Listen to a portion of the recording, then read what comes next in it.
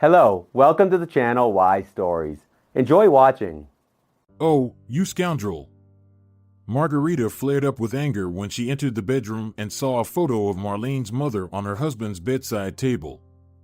In a fit of rage, she grabbed it and stormed into the girl's room. She threw the photo on the floor and said, "She's gone, and she won't be back. From now on, this place is only for my photos. Do you understand?" She painfully grabbed Marlene's hand and hissed at the girl's face. "You won't stay here for a minute. I'll send you to a boarding school, and you won't be lingering in front of my eyes, reminding me of your mother." Margarita let go of the girl, fixed her disheveled hair, and left the room. As she reached for the door handle, she heard, "Dad won't let you kick me out of the house." Without even looking at the girl, the woman sarcastically replied, "You're not welcome here anymore. We have a son whom Salvador loves. He's his heir, and you are his past. And you should get rid of the past like unwanted things."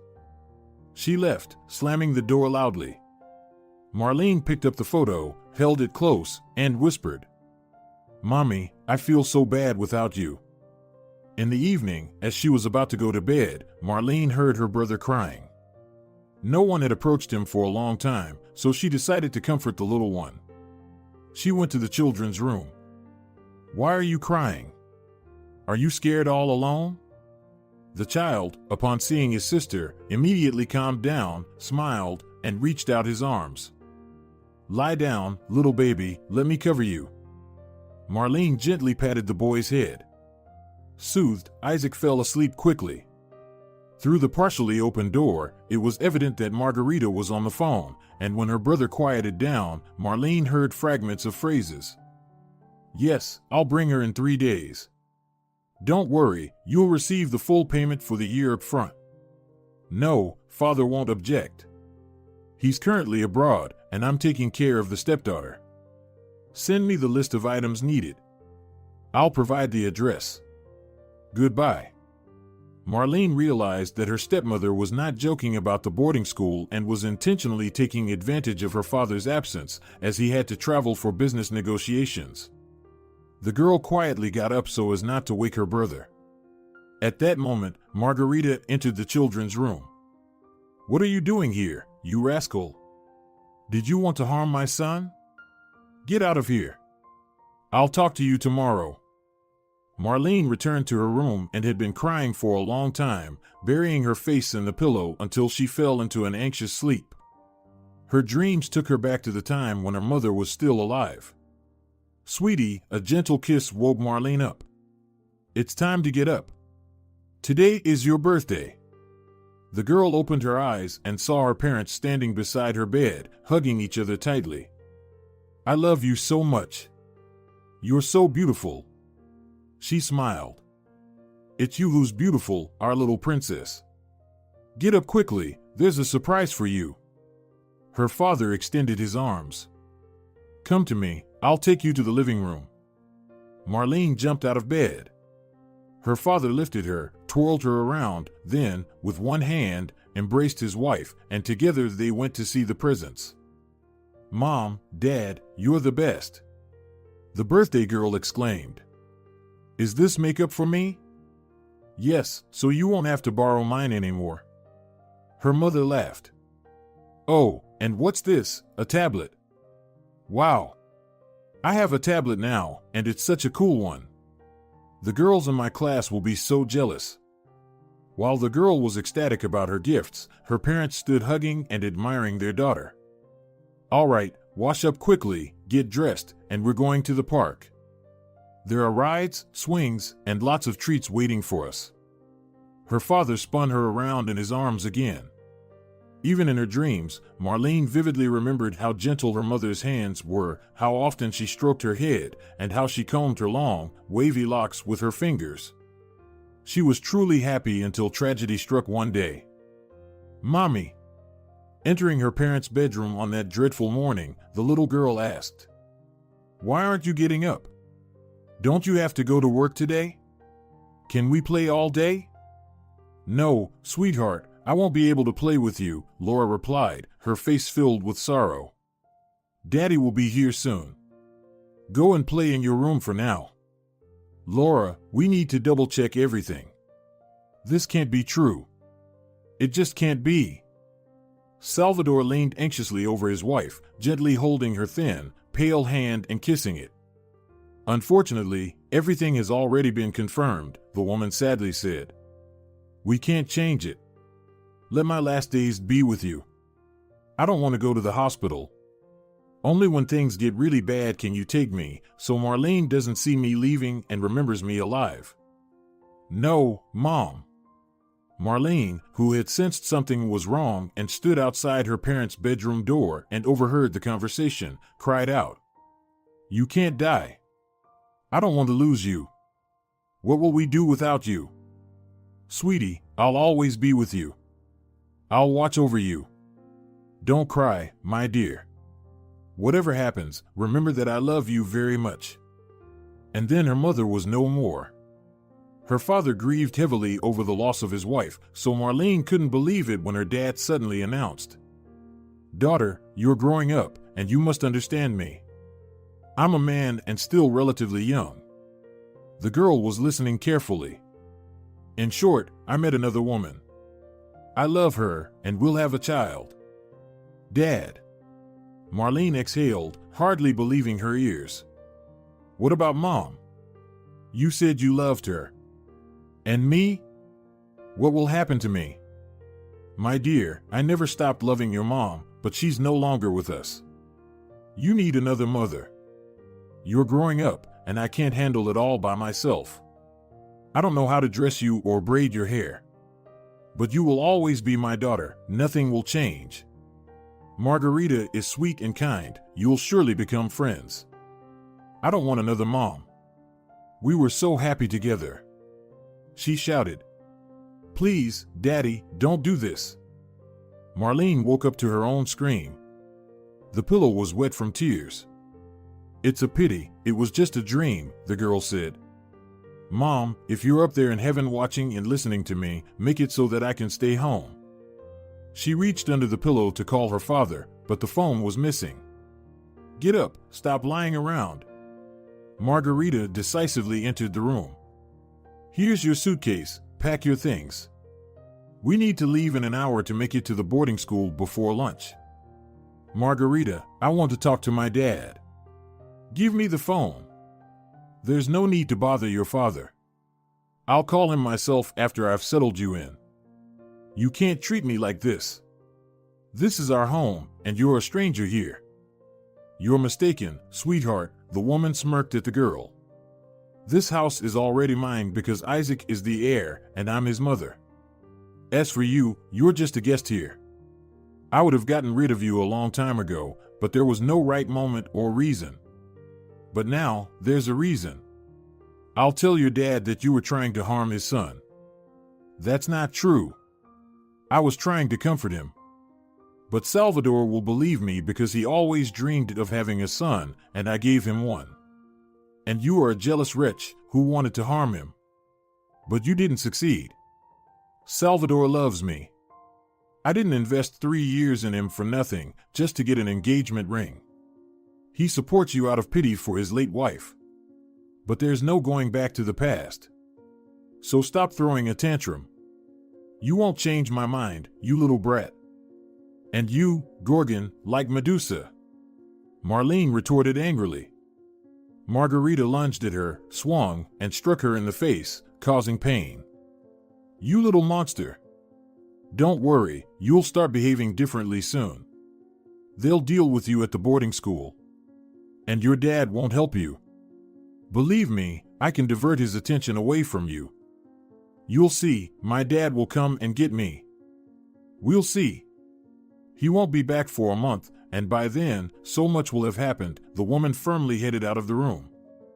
Get dressed and pack your things, I'm waiting for you. And please, don't delay the inevitable. Salvador successfully concluded his negotiations. There were still some details to work out, but the main issues had already been resolved. He went shopping to buy gifts for his daughters and son. Show me this set, the necklace and the ring with the diamond, he asked. Yes, I would like to buy it. Salvador was looking forward to seeing Margarita. He even imagined how she would widen her blue eyes and quickly blink her fluffy eyelashes. She always did that when she was excited. Now I need to find something for a 13-year-old girl. Maybe this bracelet will suit her? Girls like to adorn their wrists with trinkets and bracelets. Yes, that's good. I'll take all of it. Salvador left the store and called home. Darling, how are you all doing? Is Marlene not getting on your nerves too much? Everything is fine with us, the woman replied, trying to contain her excitement. We are looking forward to your return. How is my little boy doing? Isaac is growing up. I told you, everything is fine. We're eagerly awaiting your return. Don't worry about anything. I can't reach Marlene. For some reason, her phone is unavailable. She probably forgot to charge it. She'll call you back later. Well, all right then. I've bought gifts for you all. Oh, darling, what did you get for me? It's a surprise. I won't tell you yet. You'll have to wait until I return. I can't wait. These remaining 2 weeks until our meeting will feel like an eternity. Many kisses. Goodbye. Salvador hung up the phone.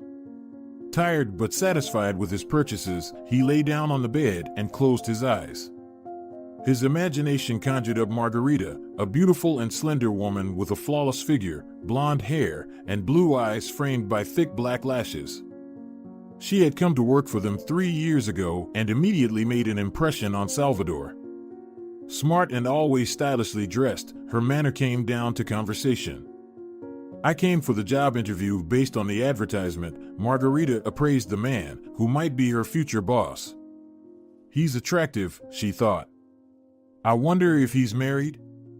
I need a secretary who speaks English to negotiate with partners. I attended a specialized school, so I'm fluent in English and French. After asking a few more questions, Salvador said, You're a good fit for us. Margarita captivated Salvador with her determination. She could easily engage in conversation and was invaluable during negotiations. She didn't immediately try to get into bed with him. She remained independent and didn't flirt with her boss, unlike her predecessors. Only occasionally did Salvador read in her gaze a passion deeply hidden. In those moments, the woman's blue eyes flared with consuming fire. Salvador found it quite enticing, but he didn't know if Margarita truly burned with desire for him or if it was just his imagination. He didn't notice when he let her into his life.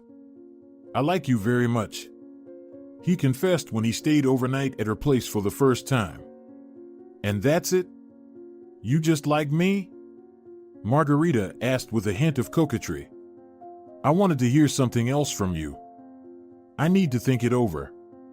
I truly hope that you will become a real mother to my daughter and that you can love her.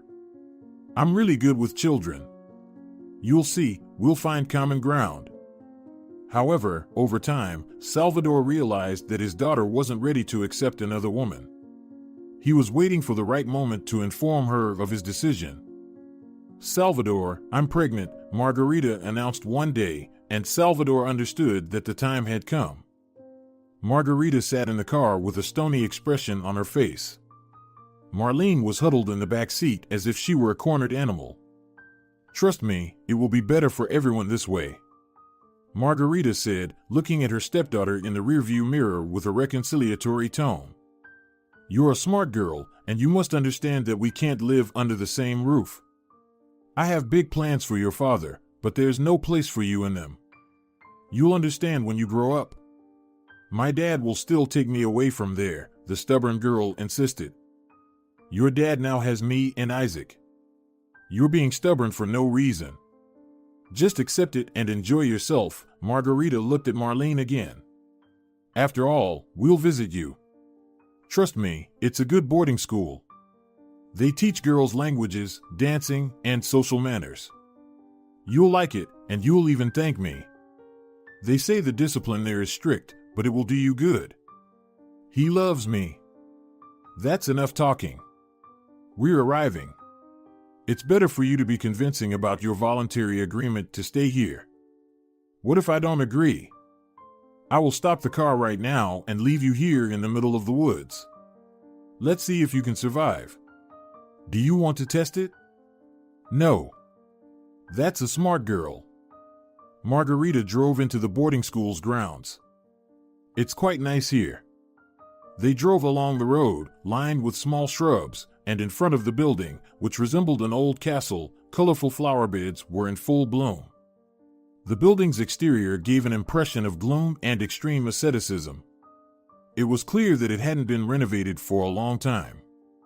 The glass sparkled dimly in frames that cracked with age. Margarita stopped the car and took their belongings out of the trunk. Why are you just sitting there? Get out. They'll take you to the headmistress and she'll explain everything to you. I'm off. A tall, unsmiling woman came to meet them. She greeted the newcomers curtly, picked up the suitcase, and nodded her head, inviting them to follow. The girl entered the building and looked back. Her stepmother was already in the car, not saying a word of farewell. The heavy oak door closed, cutting off any retreat. Without a word or a backward glance, the escort led her through a long, dark corridor and stopped. Satisfied that the girl was here, she opened the door and gestured for her to enter the office. A tall, slender woman was sitting behind the desk, jotting something down in a large, thick book. Her stern facial expression, sharp features, and the thin-framed glasses perched on the tip of her beak-like nose did not inspire sympathy. Marlene looked at her surreptitiously and thought, this must be the headmistress. She looks like a witch. For some reason, the girl immediately took a dislike to the office's owner. She didn't expect anything good from her. Name? The woman asked without raising her head. Marlene, the girl answered quietly. What a silly name. The woman snorted. Last name? Lorenzo, Marlene said just as softly. Age? 13.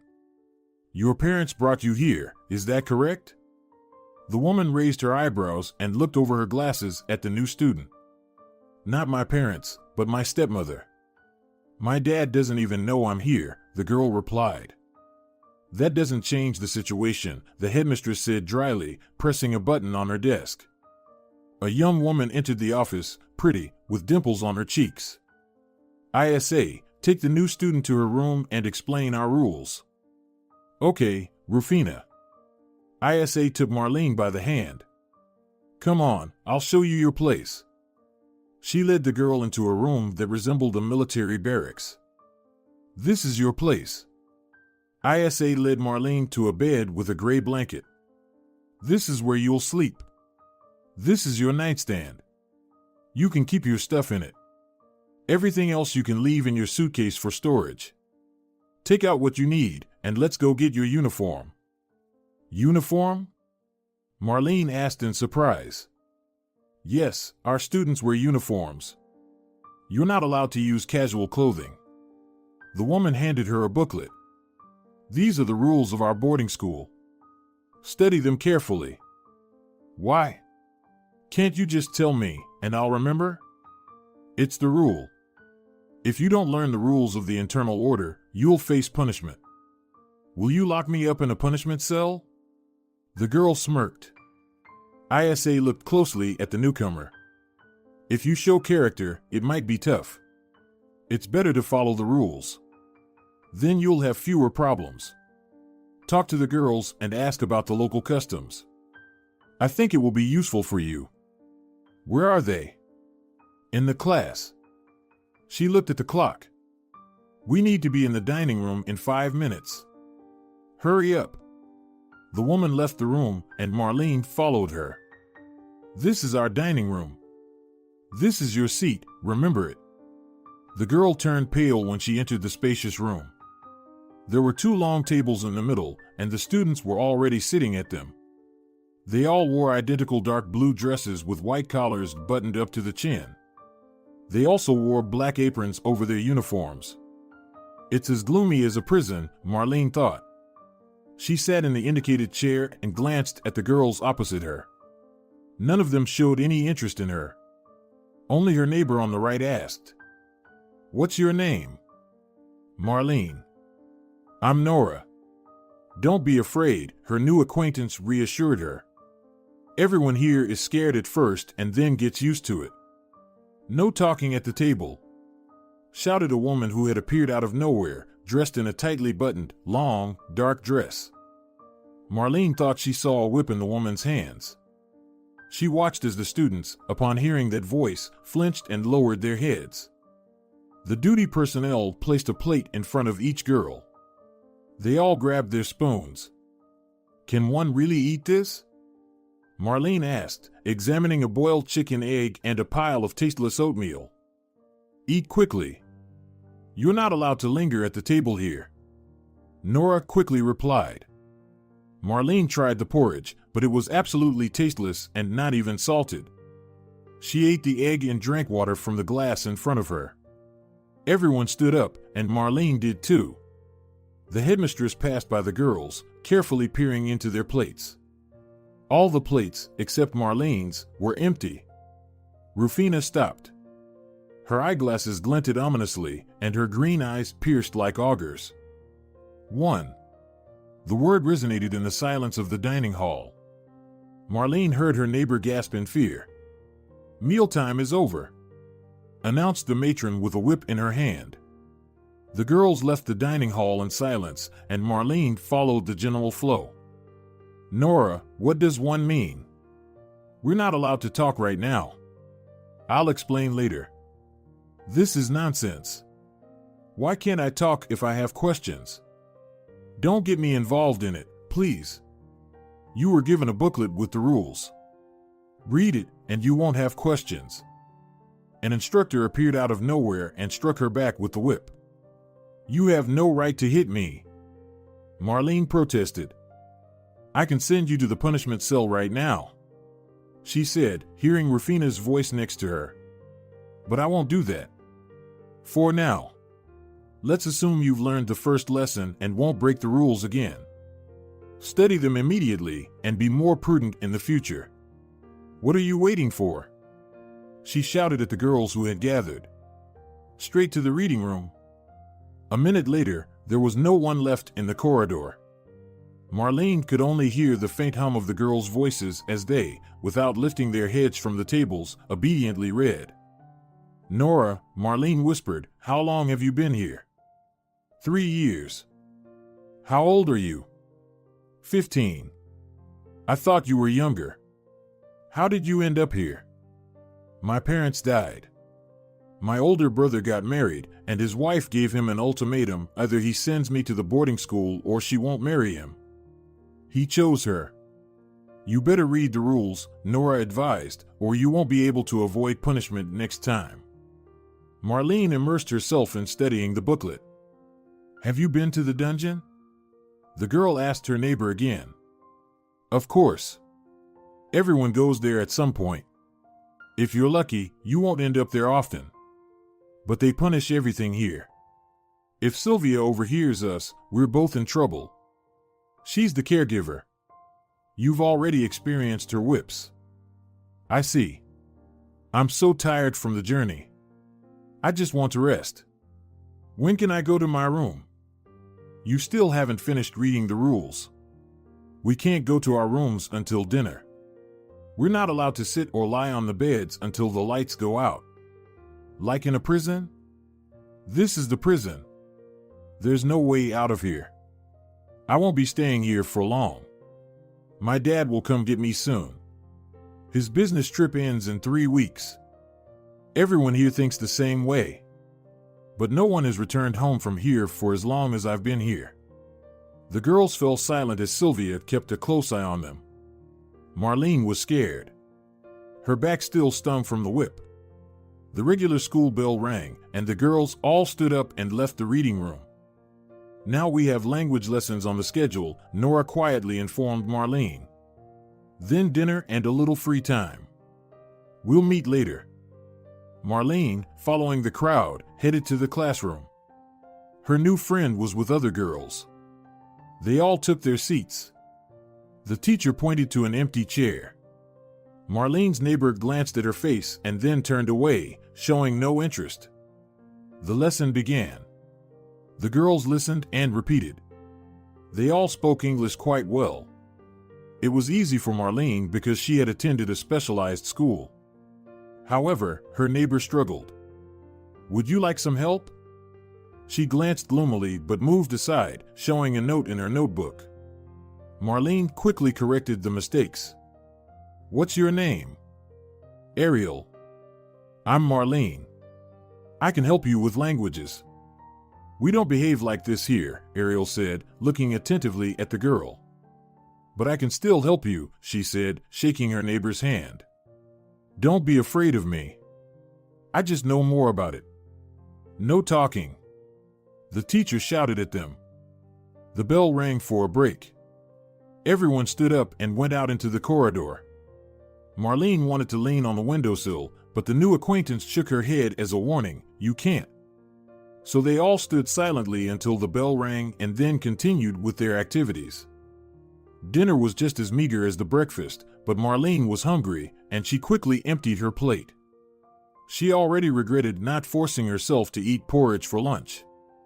After dinner, the girls were scattering around the park, mostly alone, and Ariel and Nora approached Marlene. "How are you doing?" Nora asked. "It's tough," Marlene replied. "I won't be staying here for long anyway." "Dream on," Ariel remarked knowingly.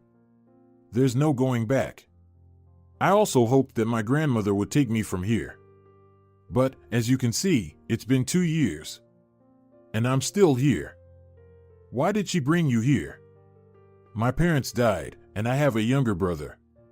She kept him, and she sent me here." The girl fell silent.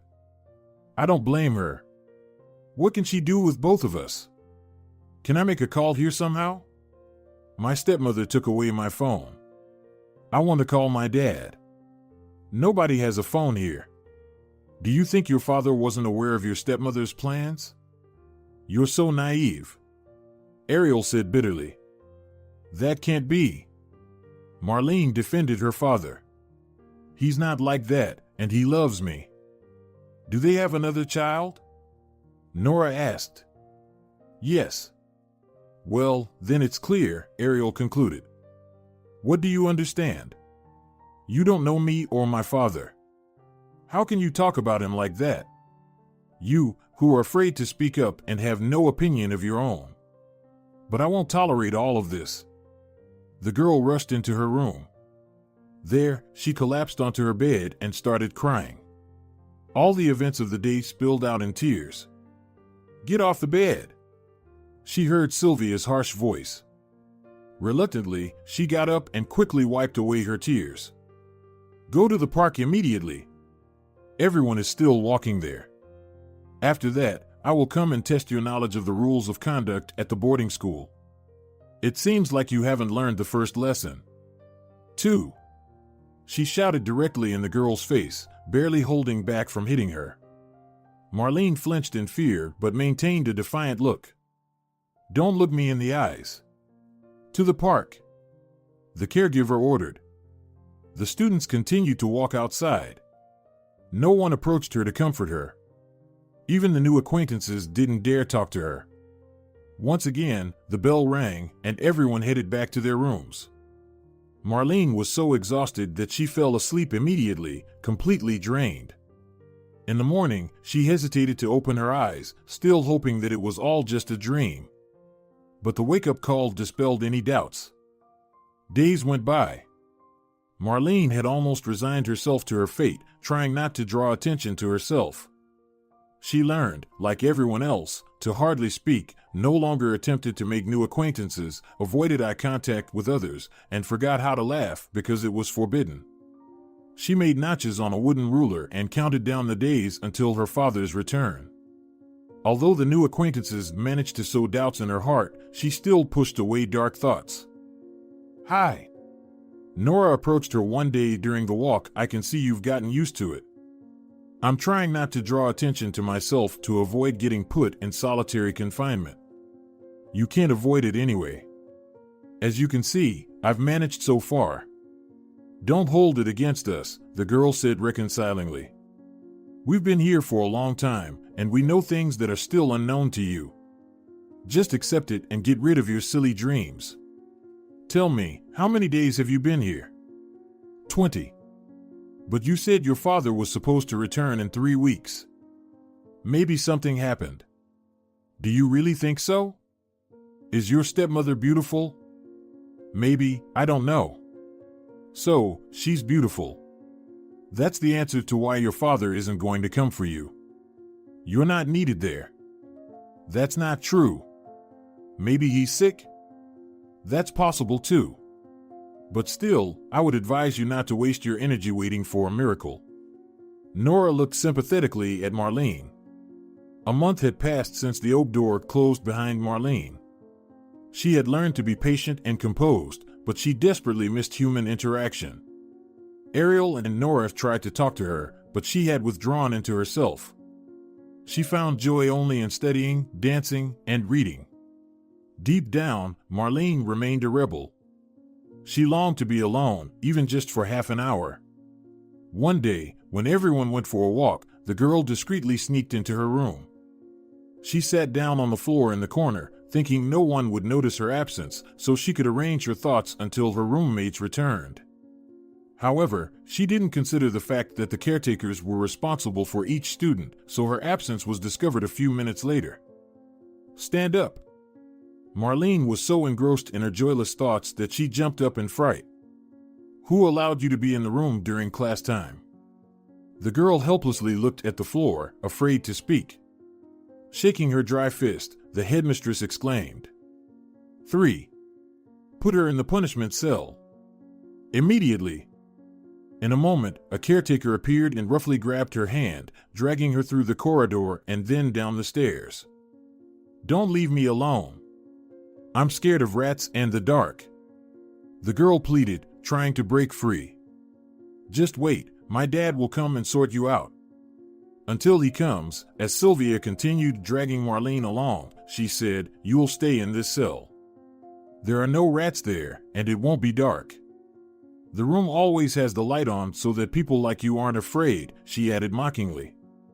With these words, the woman opened the iron door, pushed the girl inside the room, and locked it.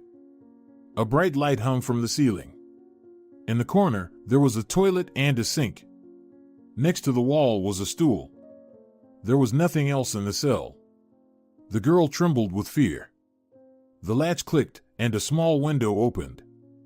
It always has to stay open so that the guard can watch you. See, it's not scary at all. The caretaker said. You wanted to be alone and relax, so enjoy it. Her sinister laughter echoed against the walls and subsided. Marlene was left alone. Or so she thought. Hello, said an invisible person. The girl was startled in surprise. My name is Marina, what's yours? I'm Marlene. First time in the punishment cell? How did you guess? You still want to argue. And how many times have you been here? This is already the 10th time. Or maybe more. I've lost count, laughed the new acquaintance. I love being here. If you're lucky, you'll end up with a talkative girl like you. I've seen you during walks and in the dining hall, but I didn't know how you would react if I approached to introduce myself. They don't encourage friendly relationships in this boarding house. And how many days have you been here? It's the second one. I can't believe this is happening to me. Your current situation is more real than ever. She fell silent. And how did you end up here? In the cell? No, in the boarding house. No one comes here willingly. My stepmother turned me in. But I won't stay here for long. My dad will come and take me soon. He'll solve the problems and come. With each passing day, hope will fade and disappointment will grow stronger. My dad is not like that. Marlene exclaimed. Speak quieter so the guards won't hear. They check on us every hour. My dad is not like that. The girl repeated. Something just happened. But he will definitely come, you'll see. How old are you? 13. And you? I'm already 15. There is no way out of here. I've been here for 5 years already. No one has left these walls until they finish their studies. But I don't want to stay here. Isn't there a possibility of escaping? Hasn't anyone tried? Some did it out of desperation. But where would we run to? Our relatives brought us here to get rid of us. For example, my aunt sent me here. After the death of my parents, I inherited an apartment. She took custody of me and sold the apartment. Everything is possible with money. And she sent me here. And that's the story for each of us. You are so smart. I've just been here for too long. Moreover, they will track us down and bring us back anyway. And as punishment, we'll end up in the cell again. But not for a day or two, but for 10. They'll also take away our bread and water rations. No, I don't want that. It's scary to be alone. If we escape together, my dad will help me get back to the apartment. He has a friend who is a lawyer. I don't think he'll bother with me. And besides, there's no way to escape from here. It just seems like we can freely step outside the boarding school. In reality, there is a dense forest around, and you don't even know which direction to go. Let's go by the road. We won't get lost. You're silly. They'll catch us there. We can hitch a ride. It's 5 kilometers to the main road, and you won't get too far on the road. We have to go through the forest. Okay, I'm tired. I'm going to sleep. But how do we sleep here? There are no beds, only a stool. Sleep on it. Don't lie on the floor, you'll catch a cold. You'll get used to it. Susano already has a Christmas tree at home, and we still don't have one. Sweetie, there are still 2 weeks until Christmas. We'll get it done. I want the tree to be at home for a long time. Well, Dad, if the child is asking, we need to put up the tree. Let's go, darling, let's get the decorations. Dad, we're ready to decorate the tree. First, spread out the branches. Salvador showed his daughter how to make the tree full. Now, help me hang the ornaments. Mom, Marlene is so smart. Look how beautiful the tree has become. He lifted his daughter up and kissed her on the cheek. Isn't Mom wonderful? The girl asked. Of course she is. Salvador kissed his wife and conspiratorially asked, I have a gift for you. I love gifts. And I love gifts. Marlene laughed because her mom tickled her belly. And now let's check if you're ready with the poems for Santa Claus. Stand on the chair. The father put the girl on her feet. Tell me. Mom, no hints. Marlene recited the poem so lively that, at some point, she swayed and opened her eyes. The bright light blinded her. Her head hurt, and her legs were swollen.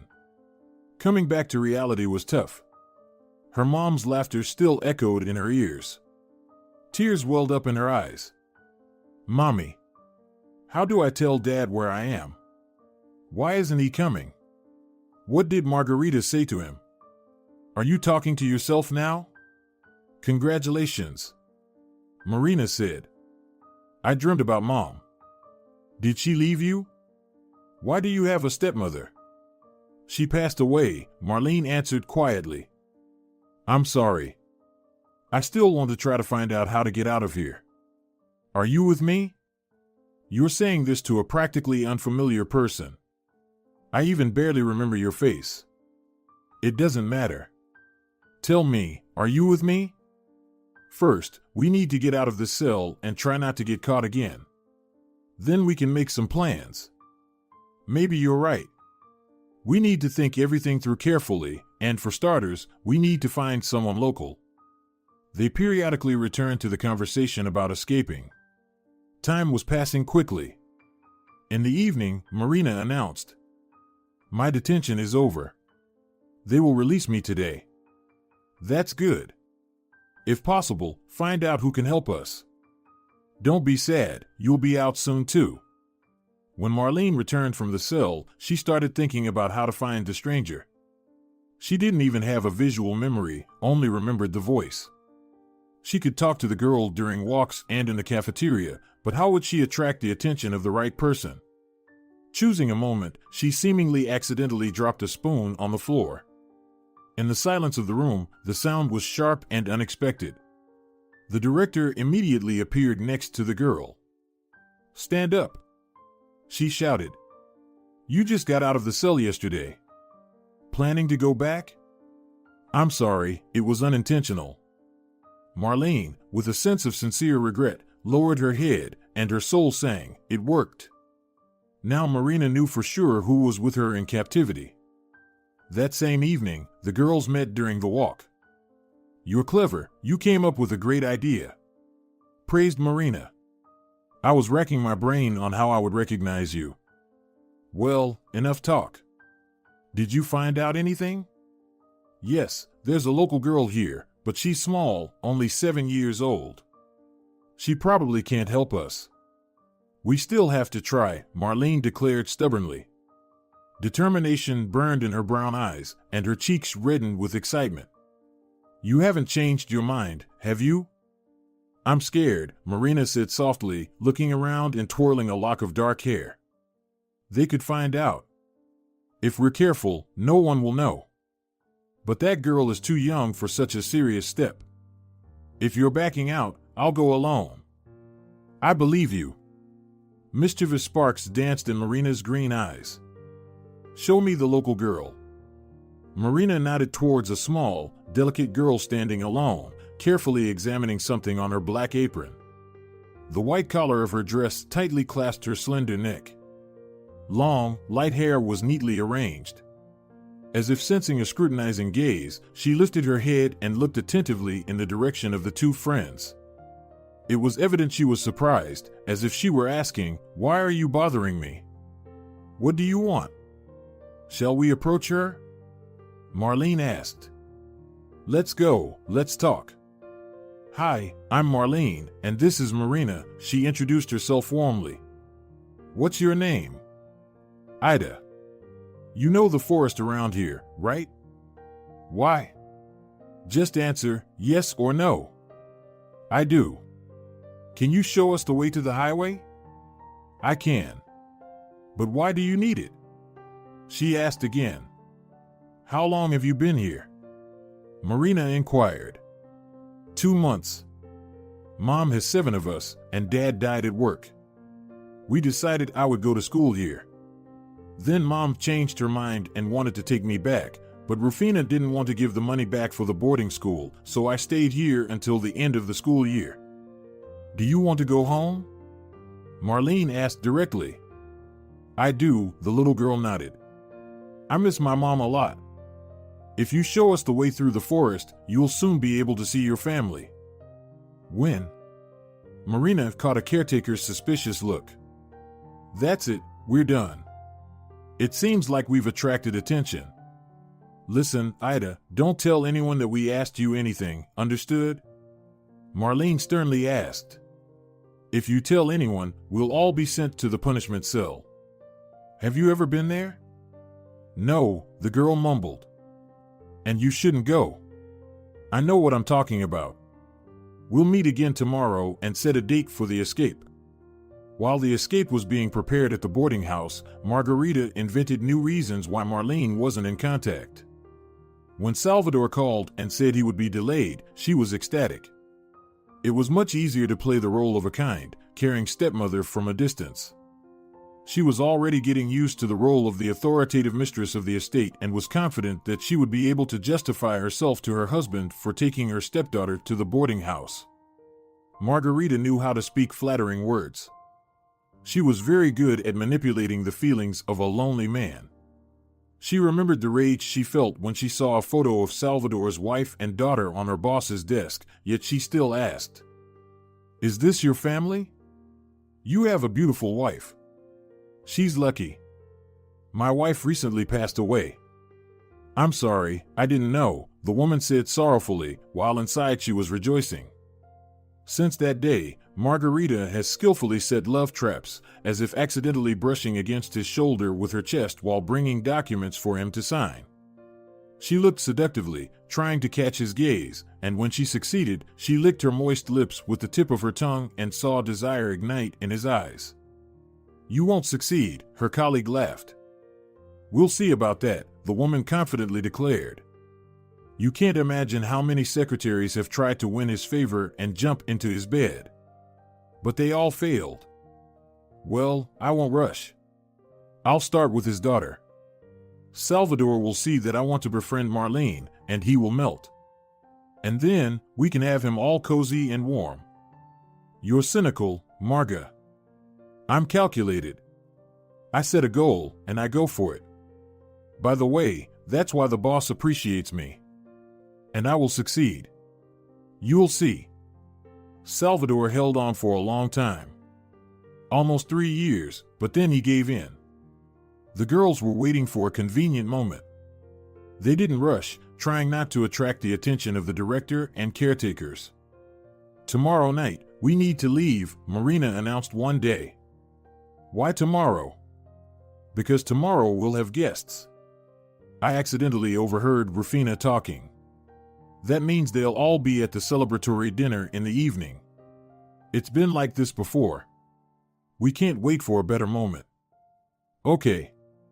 We need to warn Ida. Once their neighbors in each room were asleep, they carefully slipped out of the building. The lights were on in the cafeteria, and voices and laughter could be heard from the open windows. Like shadows, the girls stealthily ran towards the forest. It was very dark and scary, but they ran, not stopping, getting further and further away from the hated prison. Moving through the forest in long dresses was inconvenient, but no one complained. Ida, Marlene asked, out of breath from the fast run.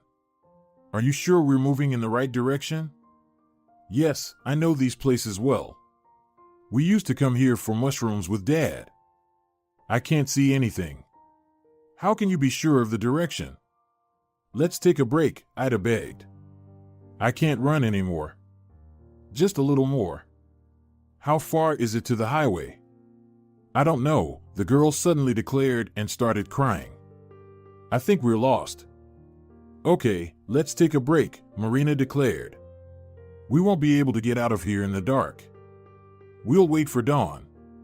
If the highway is nearby, we'll hear the cars. The girls settled under a tall tree. The hems of their dresses were wet with dew, entwining their legs and hindering movement. I want to try tearing the bottom of my dress, Marlene said.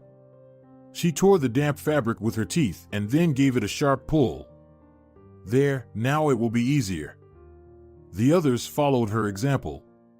Marina helped Ida. The girl endured the difficulty stoically. I let you down. She suddenly cried. Calm down, Marina said, trying to warm up. Tired, they could feel the cool morning air.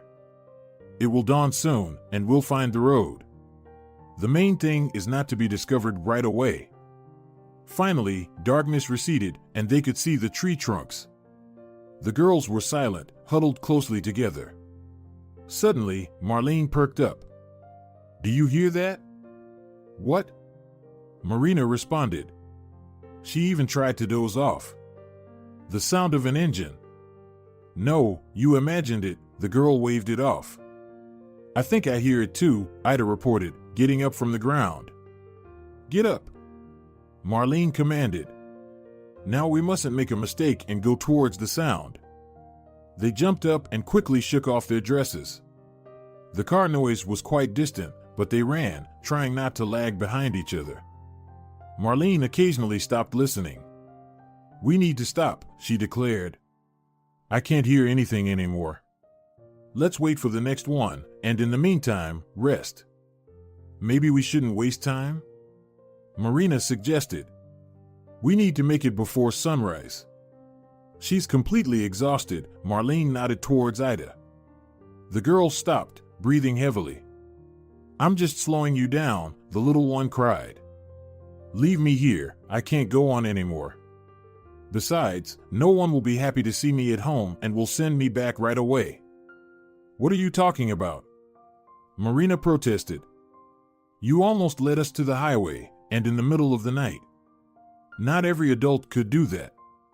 Don't talk nonsense. Let's catch our breath and move again. Marlene perked up. Girls, a car. They jumped up and ran towards the sound. Soon, the trees began to thin out, and they saw the road.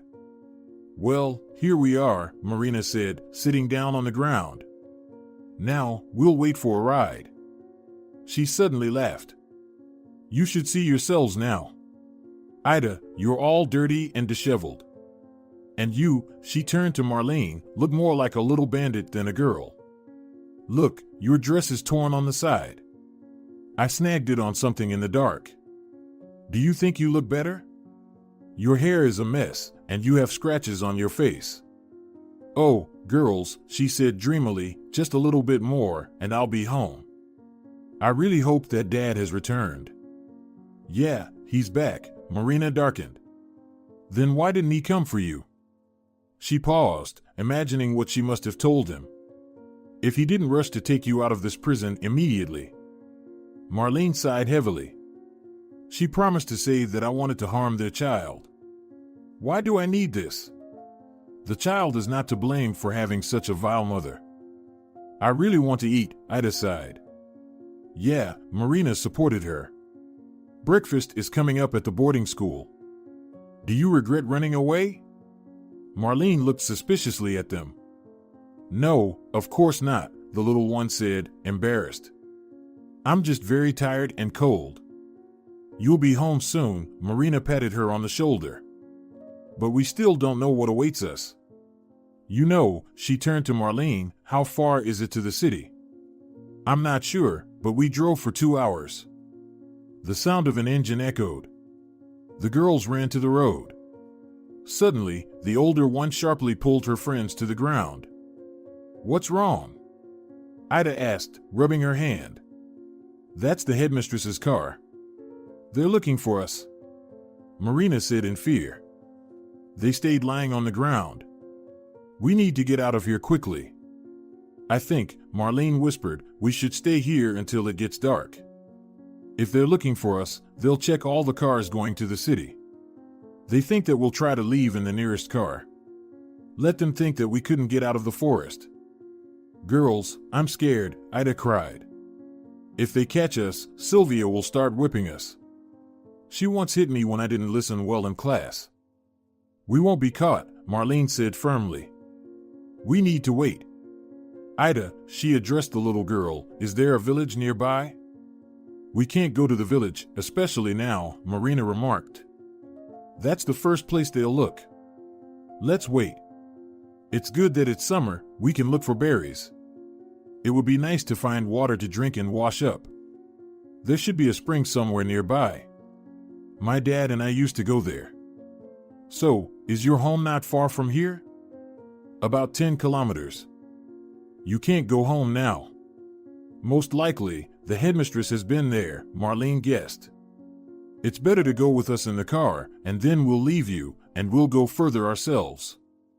Engrossed in their conversation, they didn't notice how it began to get dark. The weather had been overcast all day, and by evening, a light rain started. The girls were freezing. That's it, the next car is ours. Marina declared it decisively. I won't survive another night in the forest. As soon as she said that, the sound of an engine could be heard. The girls ran to the road and began waving their hands, asking for help. The car stopped. A young man in his 30s looked out of the window. Next to him was an older man. Girls, where are you from and where are you heading? The driver asked cheerfully. We got lost, and now we're trying to get home. Can you give us a ride? No problem. Where should I take you? Marlene named the city. The men exchanged glances. There were lustful sparks in the eyes of the older one, but, of course, the girls didn't notice it. They were too tired, exhausted, and hungry. The older man got out of the car, opened the door, and invited them to get in. The girls got into the car. Excuse us for the mess, Marina said shyly. We might have dirtied your seat. Don't worry, we'll clean it. The young man replied, evaluating the older passenger. He understood right away that she was older. His gaze slid across her face, then down to her chest, hidden under an ugly dark dress. She's pretty, he noted to himself. Ida's home is about 10 kilometers away, and we're going further, Marlene said. Don't worry about money. If you allow us to make a call, I'll tell my dad, and he'll pay whatever you ask. The men exchanged glances again. The older one nodded in agreement. Great. But there's no network here. We'll drop off the little one, and then you can make the call. The girl nodded in response. The car started moving. After a few minutes, Ida informed them that it was her settlement. I'll always remember you, hugging Marina and Marlene in turn. The girl cried. And you remember me sometimes. She kissed each of them and got out of the car. Now let's get you to your destination. The young man laughed. You must be hungry? Virgilio. He addressed his passenger. Do you still have cookies and lemonade? Virgilio pulled out a small bottle of lemonade and a bag of cookies from the bag he held on his lap. He handed everything to the girls. Have a snack for now. In a few kilometers, there's a trucker's rest area. We'll stop and eat there. Thank you, Marlene said, munching on the cookies. I've never eaten such delicious cookies in my life. Oh, she exclaimed. You promised to let us make a call. No network yet. We'll get to the rest area, and then you can call. Rest for now. The men exchanged glances again. By the way, let's introduce ourselves. This is Virgilio, and I'm Menandro. Nice to meet you, Marina said, barely holding back a yawn. I'm Marina, and she's Marlene. That's good. Now we're not strangers, Virgilio cheerfully remarked, glancing at Marlene and winking conspiratorially. There was something in his gaze that made the girl wary. But her thoughts suddenly became tangled, and her body somehow stopped obeying her. Marlene made an effort to open her heavy eyelids. What's happening to me? She managed to ask before succumbing to a heavy sleep. That's the time, Virgilio announced. The car sped into the night on the wet asphalt, carrying the sleepy girls in an unknown direction. Salvador stepped out of the airport. In his thoughts, he was already home, anticipating the meeting with Margarita. He was concerned that he hadn't spoken to Marlene for a whole month, but he kept finding excuses, convincing himself that everything was fine with the girl. The phone call pulled Salvador out of deep contemplation. Is it Salvador? Yes. Who am I speaking to? My name is Rufina, and I am the director of a private boarding school. I'm sorry, but I don't understand what I have to do with a private boarding school. Your daughter, Marlene, our student, escaped last night. 2 other girls under our care left with her. We are very concerned about what happened. I don't understand anything. My daughter attends a regular school. Maybe you've made a mistake. No. Your wife paid for full board for the entire school year. I believe you need to come. Salvador was bewildered. I hope you'll explain what's going on, he addressed Margarita even though she wasn't there, and started the car. Darling, you're finally back. Isaac, hug Daddy. Handing over their son to her husband, Margarita chatted away, not noticing his stern expression. She tried to kiss Salvador, but he recoiled and, piercing her with his eyes, said, barely restraining his anger, Where's my daughter? Why is someone named Rufina calling me and saying that Marlene is missing? Explain what's going on. Isaac started crying. Take the child. There is no need for these distracting maneuvers.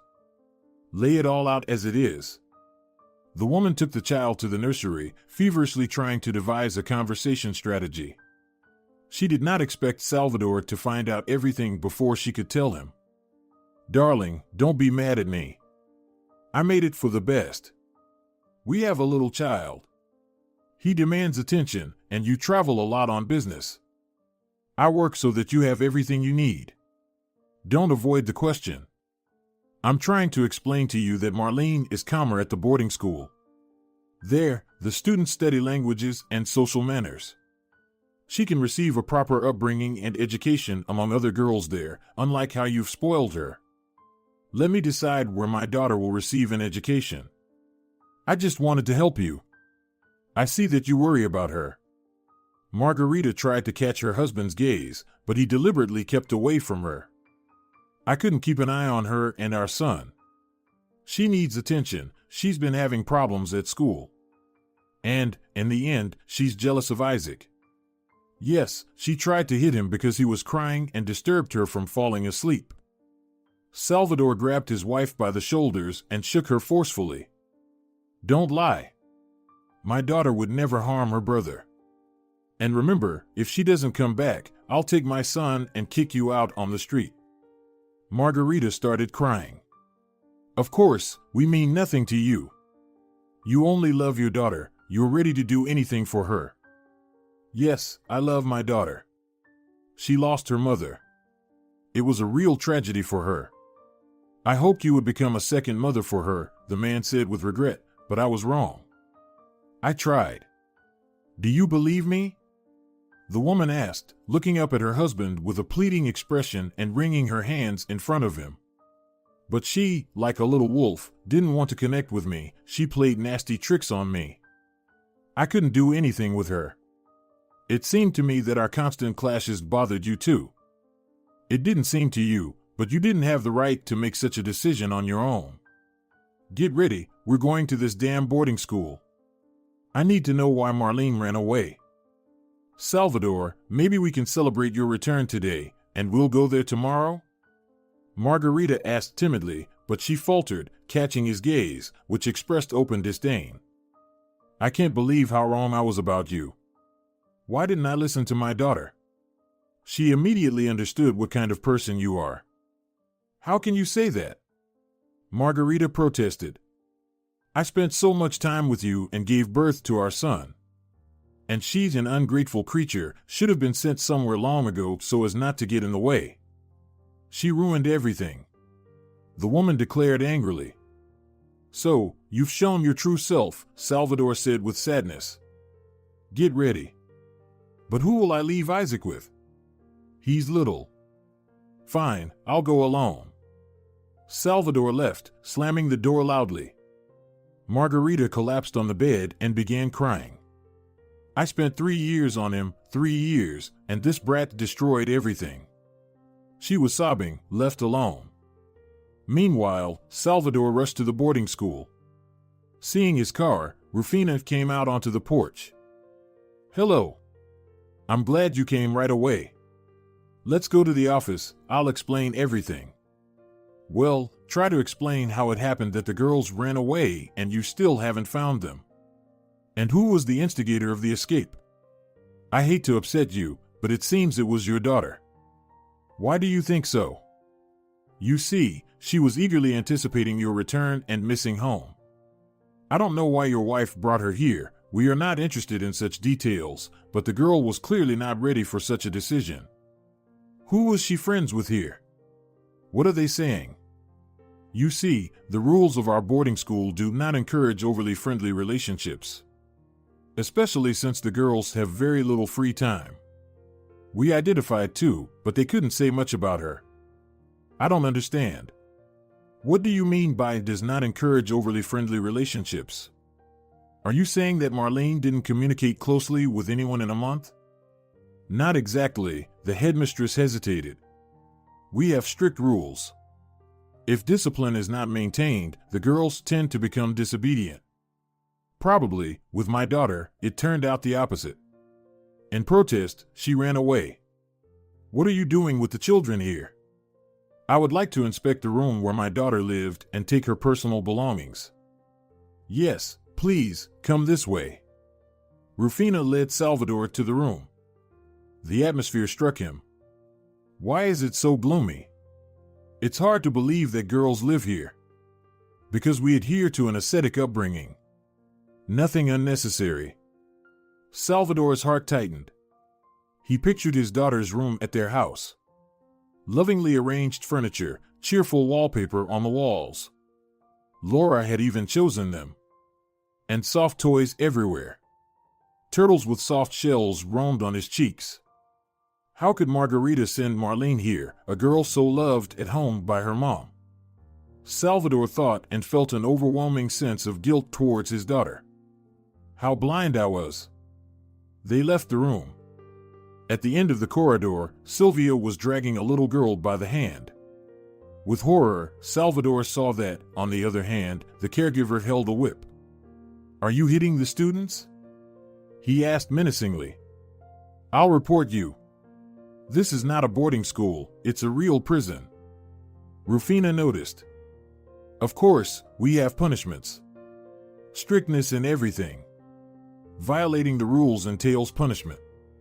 The girls must understand this. They all have a difficult fate. If we don't instill discipline in them, no one knows which path they might take." "I'll deal with you later," Salvador promised. "But now I would like to talk to the girls who knew Marlene." They returned to the office.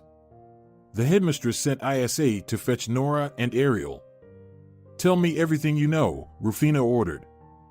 "We already said we don't know anything. Marlene never discussed the escape in front of us. The girls insisted on not lifting their heads." "How can that be? They told me you were friends with my daughter." "We are not allowed to be friends," Ariel's voice trembled. Salvador realized he wouldn't get anything from them and asked to let the girls go. "How can you treat children like this? They're beaten, speechless animals. You might end up in prison." "Are you threatening me now?" "No, but I promised to report to the authorities to conduct an investigation here. However, that's for later." "Did you report to the police?" "Yes, they combed the forest, but there were no traces. It's like they disappeared into thin air. I would like to meet with the investigator handling the case." "I'll write down his number for you," the headmistress said. "His name is Nemesio Santos." "I won't detain you any longer," she said, handing him the note. "I've already spent too much time here. I have things to attend to." "Fine. I'm leaving, but I'm not saying goodbye. I stand by my word." With these words, Salvador left the boarding school building and headed to the police station located in the adjacent village. There, he located the investigator handling his daughter's case. "Hello. Have you found out anything?" "Nothing so far," the investigator sighed. "We've only determined that they went to the highway through the forest and found the place where they rested, shreds of dresses." "Shreds of dresses?" The man was surprised. "Yes, scraps of skirts. Probably to move more easily through the forest. The dress was long, as we understood. That's where the tracks are lost. They might have gone in a car, but no one saw anything, no witnesses." Rufina said there were 3 of them. "Yes, we sent requests to the police departments in each of their hometowns. Unfortunately, they haven't shown up at home. We're working on it. The search is ongoing, and volunteers are involved." The investigator paused for a moment and sympathetically suggested, "You should go home, maybe they'll show up, and you're not there." "Yes," Salvador agreed, "that's what I'll do. But keep me informed about the investigation." "Definitely," Nemesio promised. The investigator in his office examined photos of the girls. "I understand why they ran away," he said thoughtfully to his assistant, Ignacio. "The rules there at the boarding school are such that not every adult could endure them. And our assumption about who suggested the escape also makes sense. This Marlene recently enrolled there. The spirit of freedom hasn't been beaten out of her yet. And it seems like the father had no idea what his wife would do. And she's the stepmother to the girl, by the way. Ignacio, call the nearest hospitals." "I already called all of them yesterday," his assistant interrupted. "That was yesterday. What if new information comes up? And I'll visit the family of the youngest girl, Ida, again. Rufina claims her mother turned her in, but my sixth sense tells me she deceived us. I'll talk to the neighbors." Meanwhile, Salvador pulled into a truck stop and decided to take a short break to refuel the car. The latest news had thrown him off balance, and he had just returned from a business trip in the morning, going straight for Marlene. By evening, he was so tired that he feared falling asleep at the wheel. He kept thinking about his daughter, where she was, what was happening to her. Gloria, I saw on TV that the girls from the boarding school ran away. The man involuntarily listened to the conversation between the shopkeepers. Do you remember the car yesterday evening? I saw 2 sleeping girls in it. What if it was them? No, there were only 2 of them, and 3 are missing. I don't know if it's worth reporting to the police. Salvador approached the women. Excuse me, I overheard your conversation. I'm the father of one of the missing girls. Oh, we feel so sorry for them. We just hope they're found alive. What's your name? I'm Toya, and this is Gloria. Tell me everything you saw. Try to remember all the details. It's crucial. Well, as I was saying, a car stopped by us last night. What kind of car? What is the car brand? Did you remember the license plate? It was blue. I don't know much about cars. I do, Gloria interjected. It was a blue Mercedes. And the license plate? Did you see the number? No, we didn't catch it. What happened next? Salvador urged. I thought the girls were sleeping kind of unnaturally. What do you mean, unnaturally? Too soundly. They didn't wake up in the parking lot. They didn't wake up while the driver was refueling.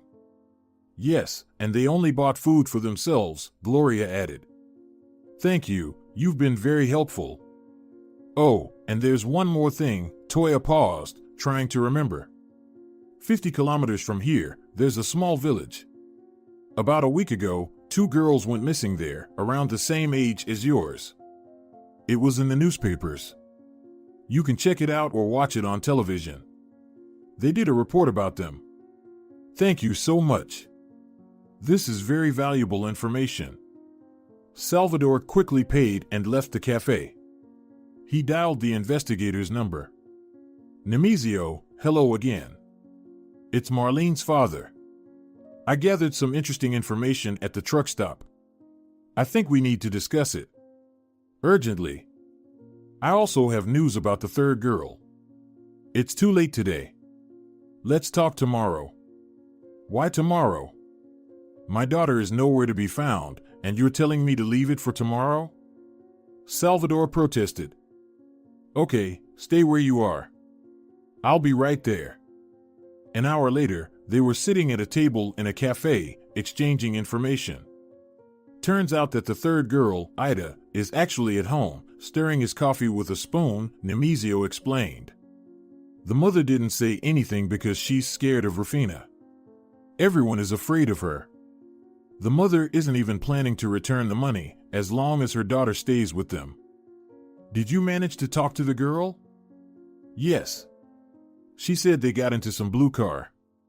They dropped her off near her home, and your daughter and the other runaway continued on. She doesn't know anything else. My assistant called the nearest hospitals. No one resembling our girls has been admitted. What about you? A car. Blue Mercedes. That doesn't necessarily have to be the same car, the investigator noted. Women noticed 2 girls in the car. So what? They could be parents with children. They found it strange that the girls were sleeping too soundly and the driver only bought food for 2. Isn't that odd? You think they were drugged? Most likely. And it gets even more interesting. Apparently, girls have gone missing here before. You'll need to trace it through your channels. I know what I need to do. And you, stop playing detective. It could be dangerous. My daughter is missing. She might be in the hands of criminals. And you're suggesting I sit and wait? Yes. Stay home in case the runaway shows up. Have you called your wife? No. Well, you should. Maybe your daughter has already returned. With those words, the investigator stood up, hinting that the conversation was over. I'll contact you tomorrow.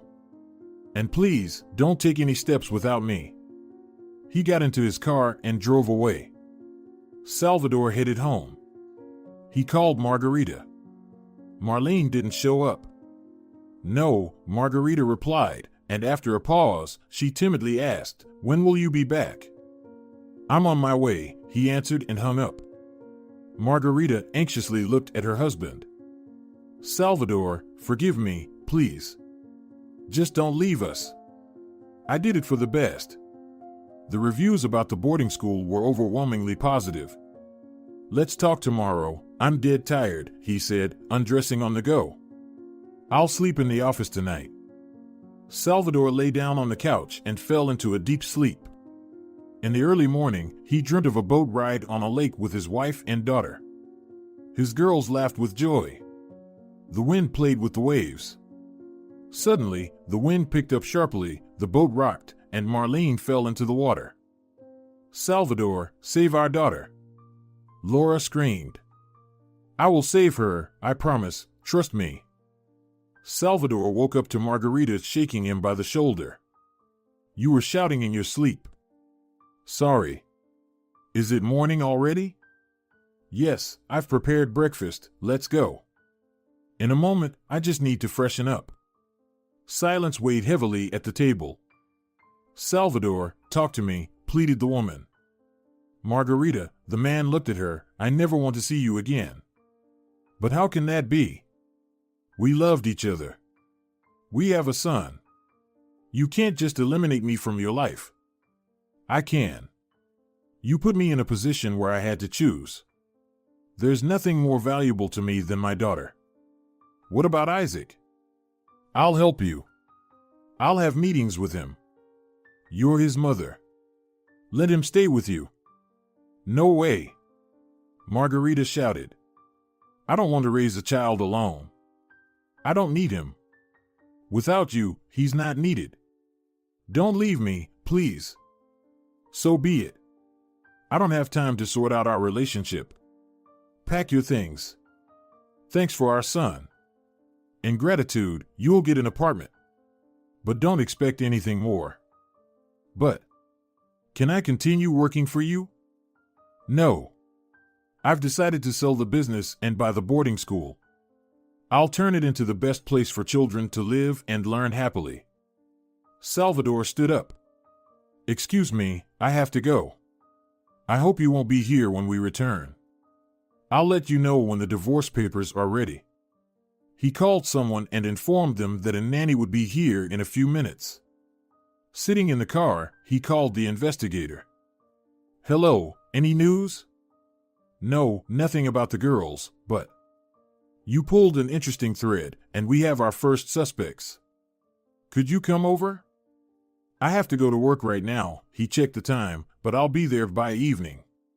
Can you book a room for me in a hotel closer to the boarding school?" "Yes, I can do that." "Then, see you later," said Salvador. Lawyers were waiting for him. He hurried to resolve all the issues as quickly as possible. Marlene struggled to open her eyes. She had a headache. The girl blinked, adjusting to the dimly lit room. It was cold, and the smell of mold hit her nose. She realized she was lying on a mattress. The blanket on top didn't provide warmth. It was damp. She sat up, looked around, and noticed Marina nearby, shaking her. "Marina, are you alive?" "Yes, she's alive." "Calm down," she heard someone's voice. She took a closer look. Two other girls were lying on adjacent mattresses. They just haven't woken up from the sedative yet. "And who are you?" "I'm Marta, and this is Estefania." "How did we end up here? And what's going on?" "I hardly remember anything. We don't really know where we are. And you probably asked for a ride to the city too, right?" "Yes. I remember they dropped off Ida, and we went to the city. Then they treated us with cookies and gave us water, and that's all I remember. We fell for the treat too. Only it turned out to be special," Marta remarked gloomily. ISA is still suffering. How long have you been here? About a week, I guess. You lose track of time here. It's dark both at night and during the day. Do you know why we're here? I don't know for sure. I can only guess. They want to sell us. Waiting for a buyer or more girls. Sell us? Why? Marlene became frightened. Well, I think either into prostitution or for organs. Really? That can't be. The girl became scared. Oh, it can. Marta fell silent. How old are you? 13. And you? I'm 16. Estefania is 11. Can we escape from here? We've tried already, Marina spoke up. And it's all your fault. I warned you, we should have stayed quiet until the end of the boarding school. But no, we got ourselves into an even worse situation. But we did manage to escape. I didn't know there were criminals in the car. Marlene fell silent. I just want to eat and drink. They feed us once a day, Marta informed. Why is ISA silent all the time? The girl asked. Out of fear. She's afraid that her parents will find her and punish her for leaving home without permission, the companion smirked. Foolish, Marina remarked. We should just stay here alive, and our parents will be overjoyed to find us. The lock clicked, and Menandro appeared in the doorway. Upon closer inspection, Marlene recognized him. Are you awake? He said, leaning towards the girls. Eat. He placed plates on the mattress. My dad will find us, and you'll end up in prison. Marlene said. He won't make it in time, the man declared. In 3 days, you won't be here anymore. Where will you take us? Marta asked. None of your business. And without saying another word, he left the room. Girls, I'm scared. Marina whispered. ISA sniffled. I can't go anywhere, my parents will kill me. She cried. Are you stupid? Marina shouted at her. No one will find us now. You'll be the first one sent for organs, as you're the youngest. Why are you scaring her? Marlene calmly intervened. We have 3 more days. We must come up with something. The girls fell silent in response. If we don't find a way out, we'll perish. And I don't want to die. They need us alive. At least for now. Marta started eating.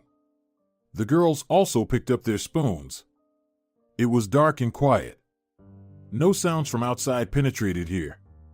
The girls were engulfed in gloom. Still, we shouldn't give up. Emptying her plate, Marlene jumped to her feet.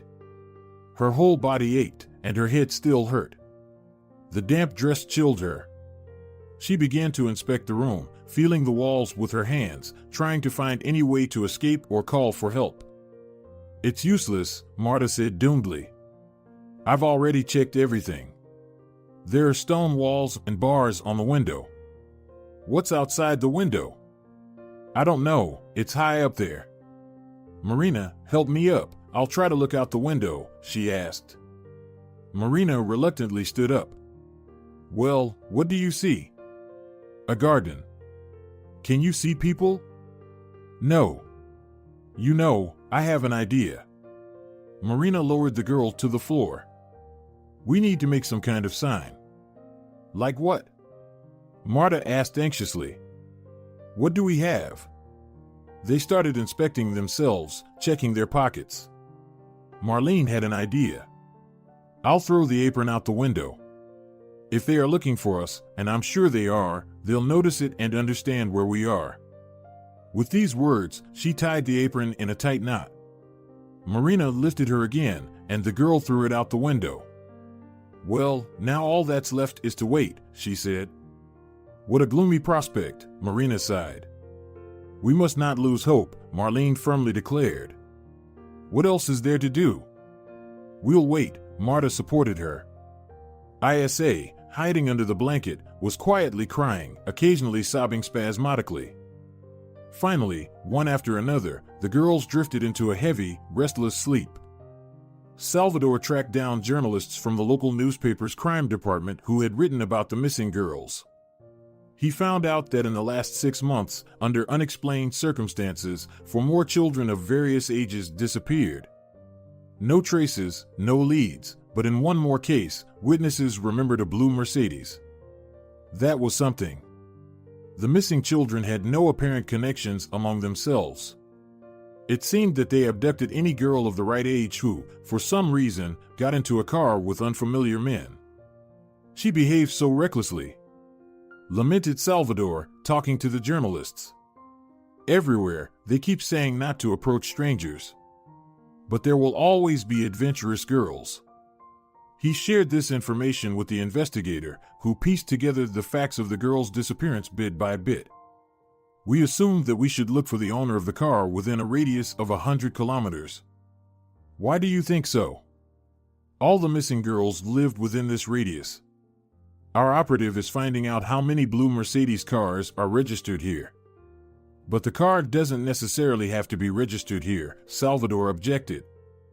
Maybe, Nemesio replied. But we're working on every detail.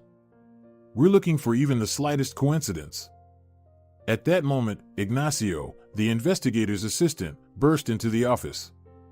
We have a lead, he declared from the doorway. There aren't that many blue Mercedes cars. And one of our former clients, a certain Virgilio Pena, was involved in the early 2000s, but only as a witness. There wasn't enough evidence against him at the time. Yes, it was a high-profile case, especially here. The public was ready to tear the suspects to pieces. But as far as I remember, Nemesio spoke up. He left this region. And now he's back, Ignacio reported, rubbing his hands. He got a job, but you won't make much money working honestly. Apparently, he decided to recall the old days. Living the high life. You don't earn that kind of money for nothing. Probably, the business is thriving. Why are we sitting here? Salvador jumped up. We need to hurry. The address, Ignacio, the investigator said on the move. Let's go. I'm coming with you, it's 50 kilometers from here. I'll call for backup. An hour and a half later, they stood in front of a huge mansion. Are you sure this is the place? Salvador asked. Yes, it is. The only question is where they are keeping the girls. Until backup arrives, let's inspect the area, Nemesio suggested. Ignacio, carefully go around the house on the right, and we'll go on the left. Meet us at the entrance. Try not to be seen by the guards. With small dashes, they approached the house. Wait, don't move, ordered investigator Salvador. There are guards. Let's wait until they pass. Good thing there are no dogs.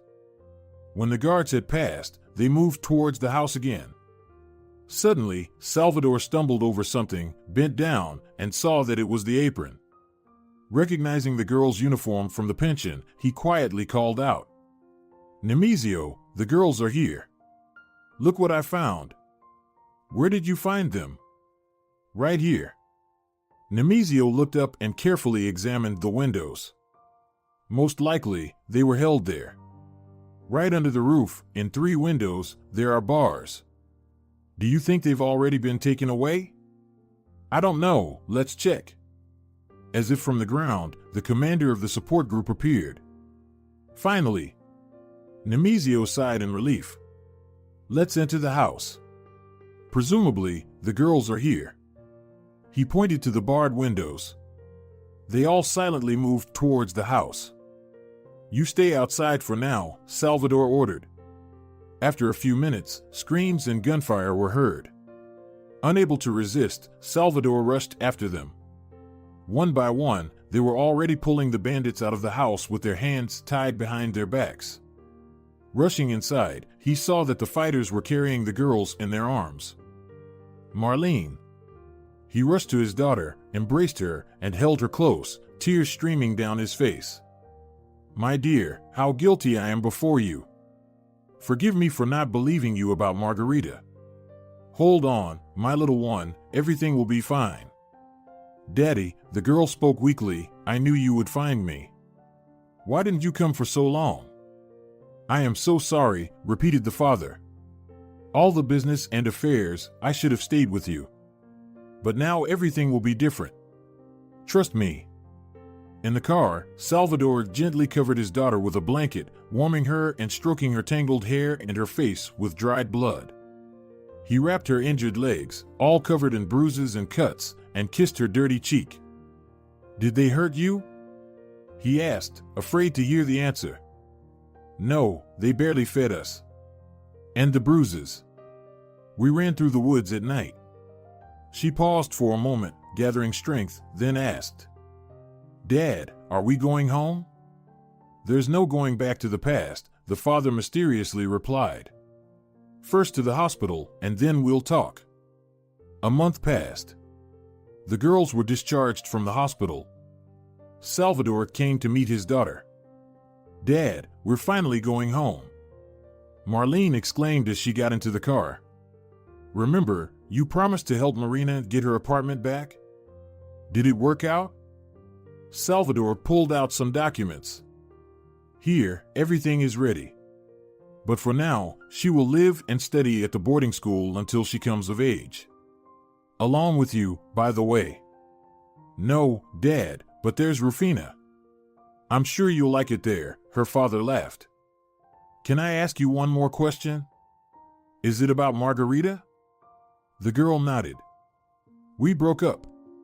I sold our house, Margarita kept the apartment, and Isaac will live with us. She decided that herself. The car joyfully sped along the road to the boarding school. When they entered the territory, Marlene screamed in surprise, seeing the buildings shining with fresh paint. Dad, what is this? Did we make a mistake? No, dear.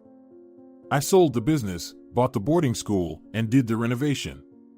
I fired all the old staff and replaced them with new ones. While they were talking, the girls ran towards them. Marlene looked at them in confusion, not recognizing them. I can't believe my eyes, you all look so beautiful and cheerful. The girls surrounded her and eagerly started spreading the news. Thanks to your dad, he got rid of Rufina. She's now awaiting trial. And Sylvia resigned on her own and left immediately, afraid she'd be under arrest too. We have such kind teachers. You should see our rooms. And the uniforms. Do you remember our dark, long dresses? They laughed cheerfully and hugged each other, pulling Marlene along. Salvador followed. Dad, the girl turned on the porch, if you sold the house, where will we live? For now, here.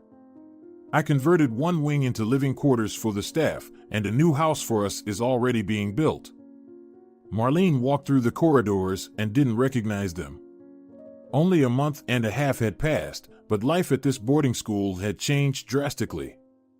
Dad, who is the director now instead of Rufina? If the girls let me, I'll introduce you to her. Salvador opened the door to the director's office. Here, this is the new director of the girls' boarding school, Pamela. Marlene looked at her father in surprise. But this is... Yes, my dear, she's Susano's mother. The girl rushed to the woman and hugged her. I'm so glad to see you. And Susano, where is he? The girl asked. Pamela replied. Susano will study in the neighboring village. It's not far from here, where your old friend Ida lives. How everything has changed here. It's just amazing. Marlene returned to the girls. I can't believe that not so long ago there was a prison here. Sylvia was walking around with a whip, and we were afraid to even look at each other. And it's all thanks to you that we got rid of Rufina. No, I had nothing to do with it. If you hadn't escaped, the police wouldn't have been interested in life in the boarding school, and your dad wouldn't have achieved the arrest of the director. When you disappeared, so much happened here. The girls, interrupting each other, shared their impressions and genuinely rejoiced at the changes. In the evening, tired but content, Marlene lay in bed and remembered a day full of impressions. Aren't you sleeping yet? Her father peeked in. No, I can't fall asleep. So much happened today. Were you glad to come back here? I don't know. It's been a hard way. You're very brave. I just wanted to get back home as soon as possible. Dad, the girl asked after a pause, were you very upset that Margarita left? I was blinded by her, didn't see anything around me, thought I was in love, and was happy about the appearance of a son. Work took up a lot of time, and I hoped that Margarita could comfort you after Mom's death and that you wouldn't feel lonely. But she manipulated me skillfully. I didn't want to notice that you were unhappy. And then her malicious nature came out. She abandoned the son, and it's as if I woke up and realized that she never truly loved me, she just used me. He fell silent, took his daughter's hand, and said, Forgive me, I almost lost you. I'm not mad, I understand how hard it is to be alone. I'm not interested in women anymore. I think I know who will suit us. Marlene mischievously looked at her father. Pay attention to Pamela. She looked at you like that today. What? Her father got scared. She's always so strict, and I'm a bit afraid of her, even though we've known each other for a long time. I don't mind if she becomes my mom and Susano my brother. You've grown up so much, her father chuckled. Let's not rush events. Good night, my dear. He kissed his daughter and left the room. From that day on, their family's life took a course towards happiness. A month later, Salvador proposed to Pamela, and another month later, they had a lively wedding in the park of the boarding school. The shadows of the past disappeared forever. If you're enjoying it as well, leave a like and subscribe to the channel. All right, everyone's presentations are done. Nick, the manager, said as he tried to move the discussion forward. Excuse me, I haven't. I recently found out something. Nick interrupted me and began to speak. There's apparently someone in this department who didn't graduate high school and is just a part-timer. Meetings should be for employees only. Absolutely right. His lackey, Mike, of course, agreed with Nick. I'm leaving. After leaving the meeting room, I started to shut down my computer. I noticed that an email had arrived, not in my personal inbox, but in the company's shared email. Thinking, there's no point in speaking up, no one will listen, I went home quietly. The next day, I heard a commotion from Nick's desk. He was staring at his computer screen, his face pale. Nick! Is something wrong? Mike looked at the screen with him. And he turned even paler than Nick. Why is he so angry? Knowing the reason for Mike's distress, I thought to myself, serves them right. My name is Adam. My mother passed away when I was in the 9th grade, and I was raised by my father.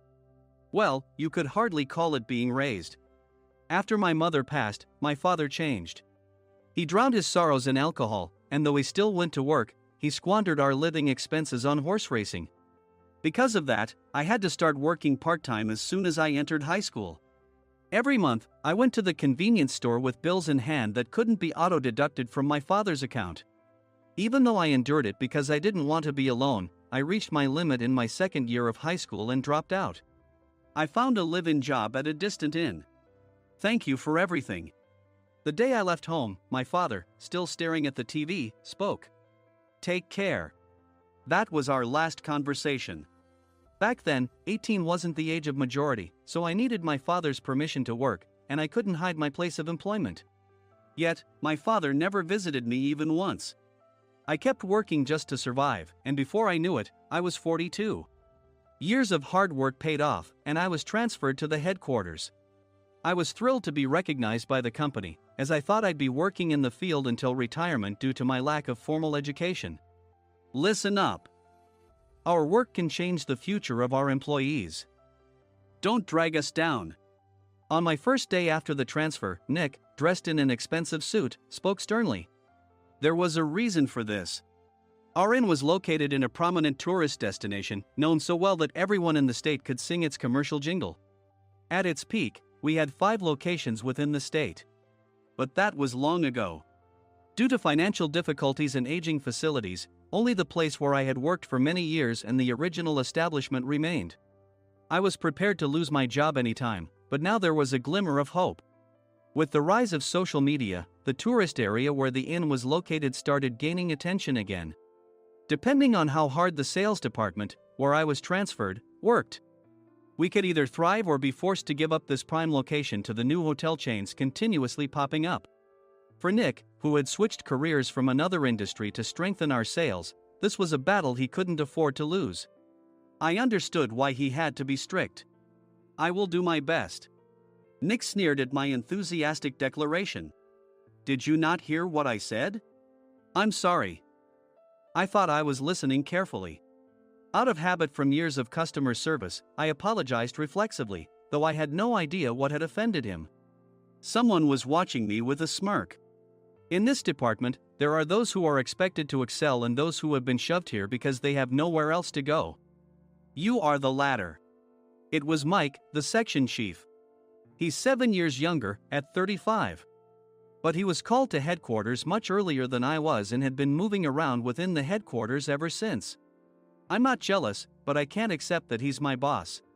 Graduating from a prestigious university, he has an unusually high pride and caused many problems as a newbie, making things very difficult for me when I was the front desk leader. When I found out Mike was transferred to the sales department a month before me, I was disheartened. Mike is right. With just a middle school diploma, there's not much you can do. Don't even think about achieving results. As if I didn't exist, Nick remarked, "I'm thirsty." Mike eagerly ran to the coffee maker. It seems Mike is Nick's lackey. I regretted being happy about my transfer to headquarters, wishing I had stayed on site forever. Send a direct mail to every company on this list by the end of the day. Nick only assigned me tasks that even a new graduate could handle. What? There are over 1,000 companies.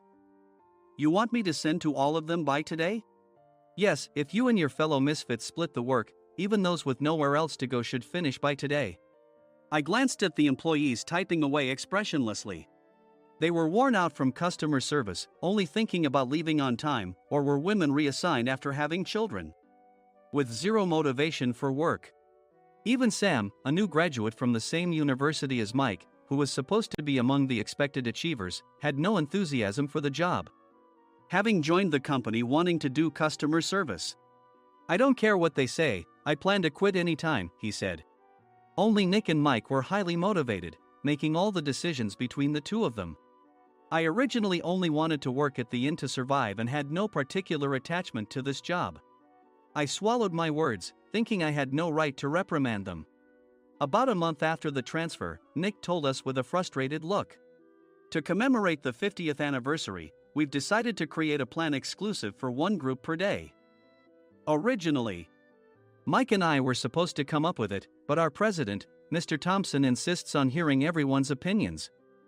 "So, you all get a chance." As Nick explained, Mike began handing out prints. "Make sure not to embarrass Nick. If your ideas are half-baked, you'll have to redo them." It seemed that they had printed his handwritten notes by Mr. Thompson, which included several questions and a section for free responses. It made sense why Nick had to seek our input, given that all responses had to be submitted to Mr. Thompson.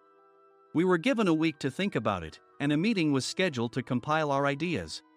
My plan is to let guests enjoy both the old and modern America. Nick began the presentations. Guests would watch a master confectioner at a nearby traditional sweet shop make sweets in front of them. The welcome drink would be premium tea in a bottle. Nick's plan was certainly attractive. After his presentation, Nick called on us to present in the order we were seated. Just as I stood up for my turn. "All right, everyone's presentations are done." "Excuse me, I haven't. I recently found out something." Nick interrupted me. "There's someone in this department who didn't graduate high school and is just a part-timer." He was likely talking about me. I joined the company as a part-timer and was made a full-time employee when I turned 20. That was 20 years ago, so Nick and Mike probably had no chance to know until recently. Meetings should be for employees only. Absolutely right. After that, Nick kept creating opportunities to solicit everyone's opinions, purposefully excluding me from speaking. The meeting unexpectedly heated up and went past the scheduled end time. A few people asked to leave, and the discussion continued with the remaining few. Still here? Normally, you'd leave in that situation. Though I had no attachment to the job initially, hearing kind words from customers made me want to make them happier. For someone like me, with nowhere to go, the inn was my home and customer service was my life. I felt pathetic about my current self. I'm leaving. I left the conference room and started shutting down my computer. I noticed an email had arrived, not in my personal inbox, but in the company's shared email. Thinking no one would listen to what I had to say anyway, I quietly went home. The next day, while preparing the DM as instructed, I heard a commotion from Nick's desk. In his haste to stand up, he hit his knee on the desk. He stared at his computer screen, his face pale. "Nick? What's wrong?" Mike, thinking he should be the first to rush over, approached Nick while still wearing his coat. He peered at the screen with Nick. And he turned even paler than Nick. Why is he so angry? Who is responsible for this company? Nick, more irritated than ever, asked, and Mike answered without checking. Probably Sam.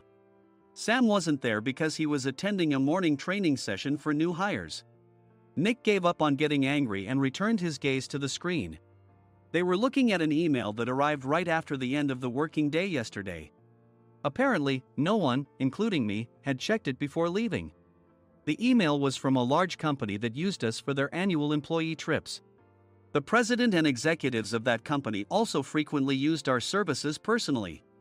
President of the company, Mr. Mason himself had declared that neither he nor his company would ever use our services again. Well, some companies cancel their employee trips or stop using our services due to financial struggles. Let's just move on.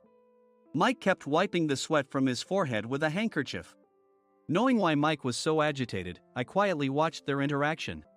Do you know how much revenue we get from that company?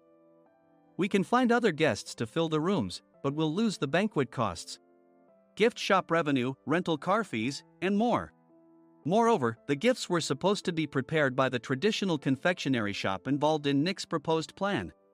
If it's known that we incurred such a huge loss at this critical time, Nick's position in the company would be jeopardized. Nick took a deep breath, seemingly trying to calm himself. All right, Mike. Go to New York right now and apologize to Mr. Mason. What? You're coming with me, right? I have urgent work to do. I trust you, which is why I'm entrusting this to you. Please. Mike, believing Nick's sincerity, agreed with a determined look on his face, saying, yes. That's Nick for you. Even if Mike went to apologize, Nick would shift all the blame onto him if the client didn't change their mind. Well, it was Mike's fault to begin with, so it served him right. About 3 hours later, Sam answered a call from somewhere and repeatedly apologized, saying, I'm very sorry. Everyone watched to see what was happening. After ending the call, he informed Nick with a weary tone. When Mike arrived at the client's company, he only made things worse, further infuriating Mr. Mason. He was demanding, get his boss here immediately. It was no wonder Sam was exhausted, dealing with such a call right after returning from training. What is that idiot doing? All right, Adam, you're coming with me. If sacrificing Mike didn't work, then I must be next.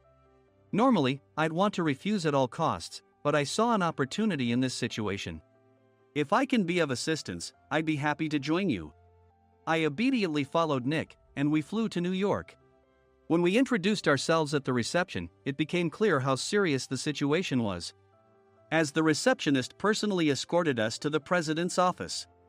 Angry voices leaked through the door, making both Nick and me uneasy. Excuse me. I'm Nick, the supervisor.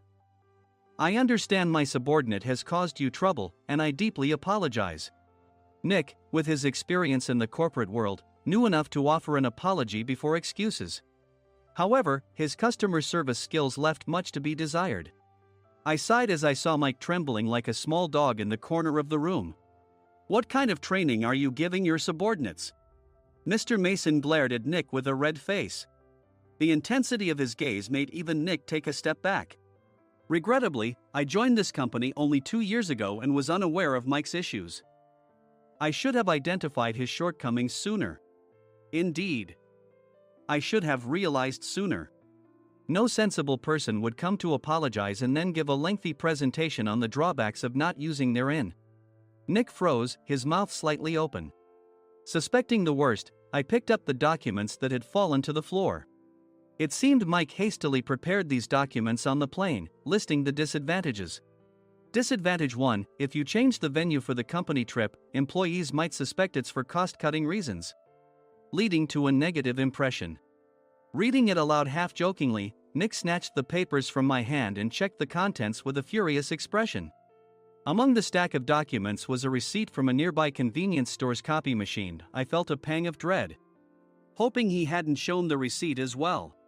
What do you think he said when I asked what kind of nerve he had to do this? I'm very sorry. Faced with the dire situation, Nick must have thought there was nothing left to do but apologize. In a voice smaller than I'd ever heard from him, he uttered words of apology. He said, "I'm a Harvard graduate. I don't believe I said anything wrong." Mike! What have you done? Forgetting his plan to pin the blame on Mike, Nick yelled loudly, even in front of Mr. Mason. "I didn't do anything wrong." "You're still saying that? Look at him." Mike pointed at me with a shaking hand. "I was assigned to headquarters in my 20s and now I'm a section chief. This guy only made it to headquarters at 42. Everything I've done proves I was right. So why are we losing the contract?" Having said his piece, Mike collapsed to the floor. "Of course. You were sent there because you had nowhere else to go." Mike never expected to hear such words from someone he looked down upon. He lunged at me, and Nick hurriedly stepped in to stop him. "Mr. Thompson told me Mike is a quick thinker, and to take good care of him." There's no way he was pushed aside. "Don't make things worse here." "He didn't say quick thinker, he said only quick-witted, didn't he?" I don't remember that part." I recalled the many troubles Mike caused when he was a newbie.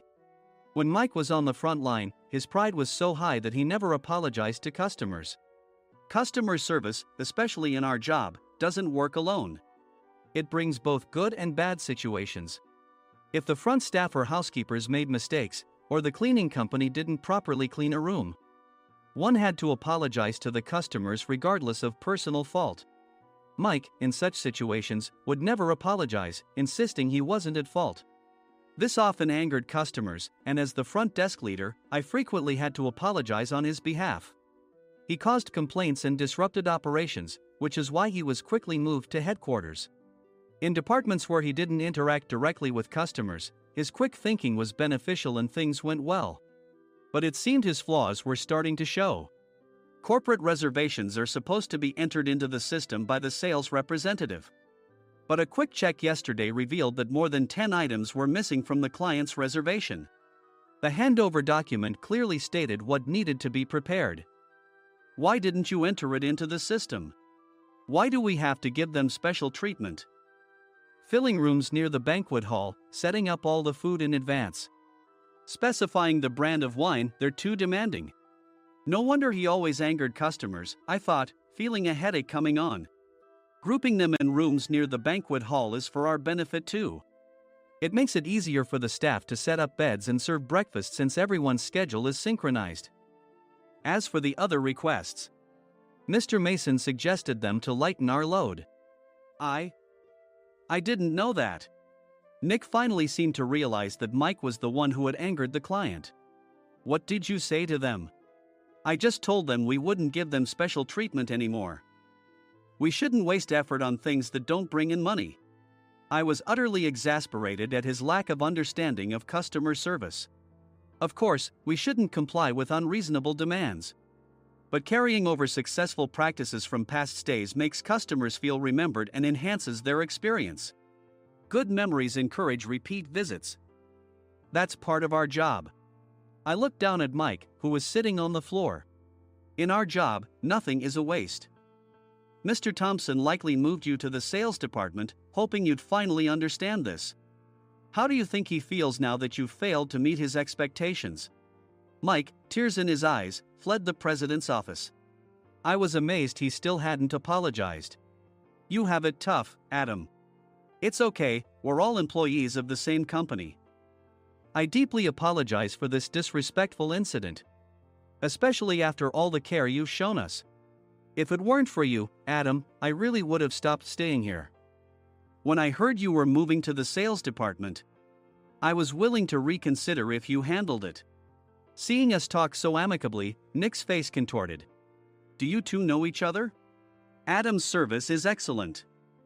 I always requested him specifically.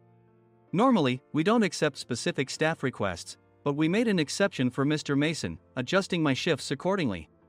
He had personally stayed at our hotel just before my transfer, and during casual conversation, I mentioned, I'm moving to the sales department soon.